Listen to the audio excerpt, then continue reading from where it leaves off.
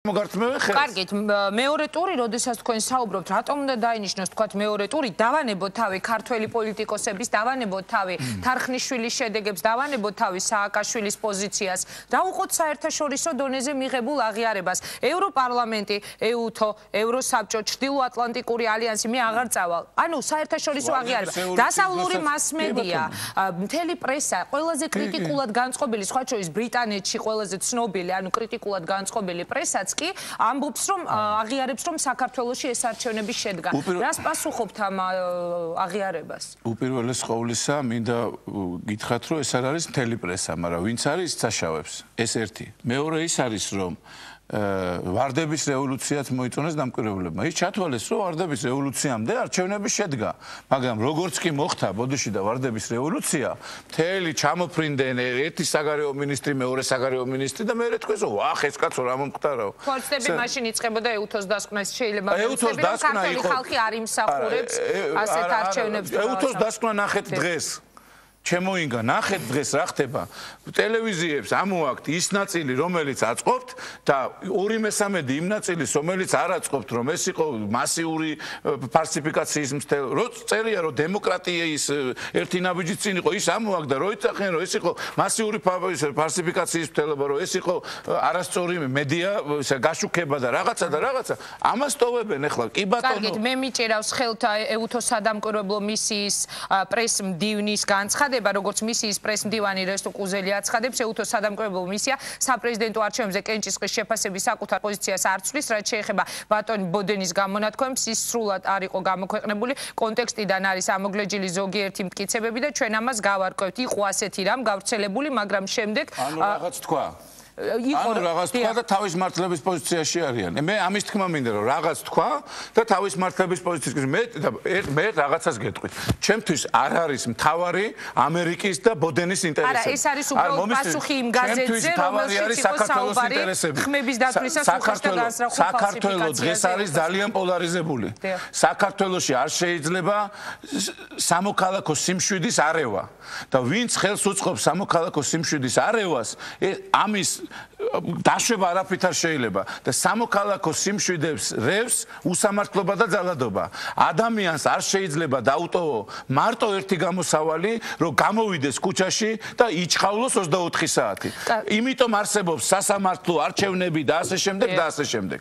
არ შეიძლება ამის გაკეთება. ერთი კითხვა მინდა დაგისვათ, აი, როდესაც თქვენ ამბობთ, რომ არ არსებობს სხვა გამოსავალი და საუბრობთ მეორე ტურზე. თუ კი ვთქვათ ეს შედეგები დარჩება საბოლოოდ, ანუ ცენტრალური საარჩევნო კომისია არ შეცვლის ამ შედეგებს და თუ კი პრეზიდენტი ოფიციალურად უკვე ამ შედეგების დადების შემდეგ პრეზიდენტად გამოცხადება მიხეილ სააკაშვილი. რას აპირებთ? აი, როდესაც თქვენ ამბობთ, რომ არ შეიძლება მივიდეს ეს ყველაფერი ძალიან მძიმე დაპირისპირებამდე. როგორ წარმოგიდგენიათ ბატონო ლევან, როგორ შეიძლება პროცესების განვითარება? დღევანდელ გადაცემას დავარქვით ასე, შერიგება თუ დაპირისპირება. რა სიტყვით სადამდე შეიძლება განვითარდეს მოვლენები? მიტინგები რიყეზე, რუსთაველზე, რესპუბლიკის მოედანზე, იქით უკვე პრეზიდენტის ინაუგურაცია და რა მოხდება შემდეგ? იმის გამო რომ მე მაქვს ძალიან დიდი პასუხისმგებლობა ჩემ ხალხთან და ჩემ ამორჩეველთან მე ვაკეთებ ესეთ განცხადებას მე შევხვდი მიხეილ სააკაშვილს როდეს? რა მნიშვნელობაა ქუშინ შევხვდი მიხეილ სააკაშვილს იმიტომ რომ მე ძალიან მაღელვებს ჩემი ქვეყნის ბედი ძალიან და უთხარი აუხსენი მას რომ არ შეიძლება ერთ მხარეს იდგეს ძალაუფლება და მეორე მხარეს იდგეს ხალხი. ეს იყო ჩემი მოსაზრება. მე შევხვდი დავით გამყრელიძეს, მე შევხვდი ყველა, ბადრის გარდა, ბადრი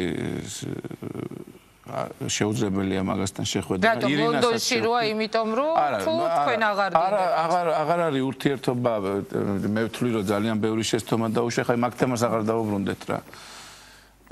დათოს გამყრელიძეს შევხვდი შალვა ნათელაშვილს და ირინას არაშვილს ჩვენ ყველანი ერთად დღეს უწმინდესთან ვიყავით. საქართველო რო დაბრუნდეს 20 წლის წინანდელ ქაოსში ეს არის დაუშვებელი. ეს არ არსებობს. მე ამაზე პასუხისმგებლობა არ მემიღია. მაგრამ მეორე მხრივ დაუშვებელია ამ უსამართლობის გაძლევა. ჩვენი ბრძოლა გაგრძელდება. რა ფორმები მიეცემა ამას? ეს იქნება მიტინგის ფორმები, ეს იქნება მანიფესტაციის ფორმები, ეს იქნება შიმშილობის ფორმები, ეს იქნება საყოველთაო დაუმორჩილებლობის ფორმები. ბრძოლა გაგრძელდება, მაგრამ ეს იქნება აბსოლუტურად მშვიდობიანი ფორმები. მაგრამ როდესაც სხვა გზას არ გიტოვებენ და არ არსებობს სხვა გზა, გამორიცხულია რამე დათმობებზე წასვლა. გამორიცხულია, იმიტომ რომ ფაქტობრივად არჩევნებში უნდა შედგეს მეორე ტური. ეს არის მთელი ქართული მოსახლეობის მოთხოვნილება. მოცემულობის მოთხოვნილება. თუ შენ ჩამიკეტავ CSK-ს და იქ რაგვარია ის კაცი თარხნიშვილს დამისვამ, ჩამიკეტავ უზენაის სასამართლოს და იქ კიდე რომელიღაც ჯიბის კაცს დამისვამ, იქ მილიცია დაატერორებს კიდე ხალხს და ჩვენი ძალიან ბევრი აქტივისტია დაჭერილი. დღეს კახა კუკავას თხოვეს სია. სადაც 500 კაცზე მეტია. მე ეგეთი რამე არ გამიგია რა. როდის დაიჭერეს? აი დაწყებული 7 ნოემბრიდან და დღემდე მთელი ჩვენი შტაბების აქტივისტები, ზოგი ამ ფორმით, ზოგი იმ ფორმით, ზოგი 7 დღით, ზოგი 2 თვით დაჭერილია. კი ბატონო, მაგრამ ამაში ახლა ყველაფერს ხო აქვს თავის საზღვარი. ბატონო ლევან, მე უნდა მიუბრუნდე ხა თემას, რომელზეც თქვენ დაიწყეთ საუბარი. ცხადია, ამას ვერ ჩაულით ისე. მე შევხვდი მიშას თქვენ თქვით. ვისი ინიციატივით და გუშინ მოხდა ეს შეხვედრა და სად შედგა ეს შეხვედრა? მე სულ არ მაინტერესებს ვისი ინიციატივით. არა, თქვენ არ გაინტერესებთ ეს უცნაური პასუხები გაქვთ ხოლმე, არ მაინტერესებს რაც მომეპრიანება. ალბათ მაყურებელს ძალიან აინტერესებს ვისი ინიციატივით. ეს იყო თქვენი ინიციატივა, ეს იყო სააკაშვილის? თავისთავად მოხდა შეხვედრა. ეს შეხვედრა მოხდა თავისთავად. ინიციატივაში ყველაზე დიდი როლი ითამაშა ნინო ბურჯანაძემ. პირდაპირ გეუბნებით.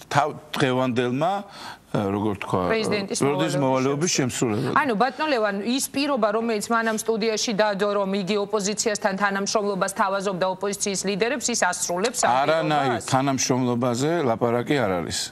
არანაირზე. აქ მოხდა შეხვედრა იმისთვის, რომ იქნება ამ მართლაც წვავე და განსაკუთრებულ ძიმე დროს მეორე ტური ქვეყნის საკეთილდღეოდ და შეიძლება თუ არა ამ წვავე და ძიმე მდგომარეობის განმუხტვა, როდესაც ჩვენ 90-იანი წლები გვაქვს გავლილი და ამ ხელა საზოგადოების პასუხისმგებლობა კიდია კისერზე. განმუხტვა, რა არის თქვენეული განმუხტვა და რა გითხრათ სააკაშვილმა? რა ხო რაღაცას ხო გეტყოდათ შემოთავაზებდათ სიტუაციის განმუხტვისთვის? მე არ გეკითხები თქვენ დეტალებს, რომლის პასუხის მიღების იმედიც არ მაქვს, მაგრამ ანუ აი განმუხტვა, როგორც მე მივხვდი შეხვედრა შედგა იმიტომ, რომ ეს ყველაფერი არ გადაიზარდოს სამოქალაქო დაპირისპირებაში, ხო? დიახ. როგორ წარმოგიდგენია თქვენ მას განმუხტვა? თუ კი შედეგები იგივე დარჩება, მეორე ტურის თემა ავტომატურად იხსნება. ამ ქვეყანაში ამ ქვეყანაში არა, ანუ რა სიტყვით თქვენ, როგორ უნდა მიიღოთ მეორე ტურის შედეგები? კონკრეტული ლაპარაკი იქ არაფერზე არ ყოფილა, აქ იყო ლაპარაკი. სანამ ამ ქვეყანაში არ მორჩება ძალადობა, ამ ქვეყანაში სამოქალაქო აღელვების რისკი იქნება ძალიან მაღალი. ამის პასუხისმგებელი მე ვარ, იმიტომ რომ პასუხისმგებლობა მილიონამდე ადამიანთან, კაცო, როგორ შეიძლება ეხა სანამ არჩევნები მოხდებოდა, მთელი ნაციონალური მოძრაობა მაბრალებდა, რომ 150,000, იმიტომ გამოვიდა 2 ნოემბერსო, რომ 150,000 კაცი გვიჭერს მხარსო. მთელი საქართველო გვიჭერს მხარს. მთელი საქართველო გვიჭერს მხარს. არ არსებობს დღეს ჩემთვის დე იურე პრეზიდენტი. არ არსებობს. დღეს დე იურეთ არის მეორე ტური.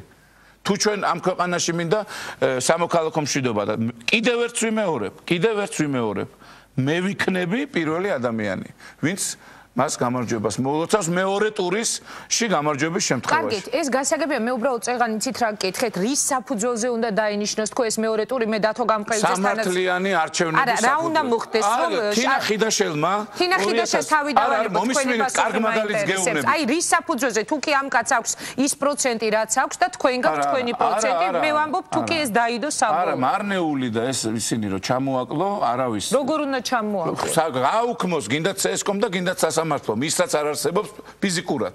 ხო არ შეიძლება იჯდეს მთელი CSKO მიხეილ მაჭავარიანის თამადობით და ყოველ დღე აბალანსებდეს მთლიანი არჩევნების ოკ. მაჭავარიანი აკონტროლებს. მაჭავარიანი არის ამის არ ვიცი, უდიდესი პროფესიონალი. აკონტროლებს კი არა, თავზე აზრის ყველას და ყველაფერს საარჩევნო მნიშვნელობით ვიძახი. აქედან გამომდინარე უკან ნაბიჯი არ არსებობს. ეხლა ბრძოლის რაფორმები იქნება, ეგ მართალია ჩვენი ეროვნული საბჭოს გადასაწყვეტია.